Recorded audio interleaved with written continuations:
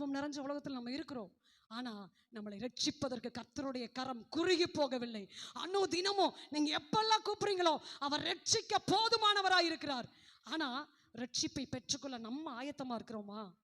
Daily நீங்க எப்ப கூப்பிட்டாலும் கர்த்தர் வந்து உங்களுக்கு உதவி செய்து உங்களை ரட்சிக்க போதுமானவராக இருக்கிறார்.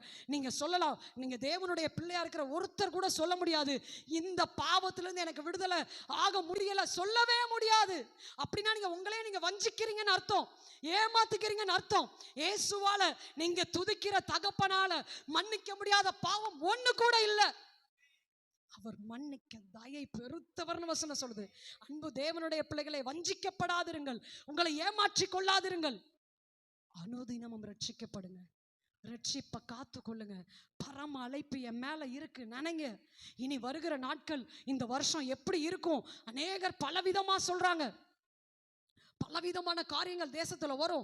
கொள்ளை நோய்கள் வரும், அழிவுகள் வரும், நாசங்கள் வரும். வாலிபர்கள் எல்லாம் அப்படி இருப்பாங்க, அப்படி இருப்பாங்க, என்னென்னமோ சொல்றாங்க.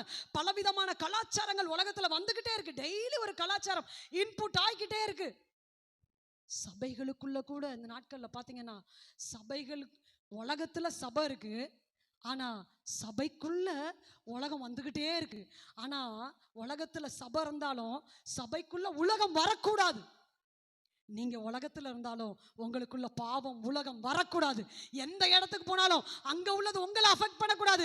உங்க கூட இருக்கிற கர்த்தருடைய அபிஷேகம் அவைகளை அஃபெக்ட் பண்ண வேண்டும்.